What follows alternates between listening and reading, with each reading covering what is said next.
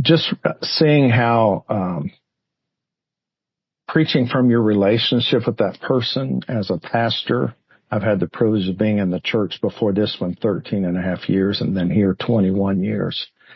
And developing that pastoral relationship to where it doesn't really get easier. It gets harder because you're doing funerals for friends, but bringing that personal touch, spending time with the family, and recognizing the power of presence, where for me to be in the home is a reminder that God is with them.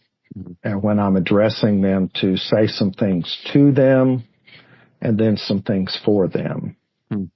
Because I saw how helpful it was for me to be able to talk about my relationship with my father. And so I try to visit with them enough to where I know from their experience how they felt about the person. And then I always try to give them credit for that. I don't want people leaving thinking, well, he knew him a lot better than I thought. Yeah. I give the family credit. But that probably is the one thing, is saying things to the family to comfort them, but then also representing them and saying some things for them as well.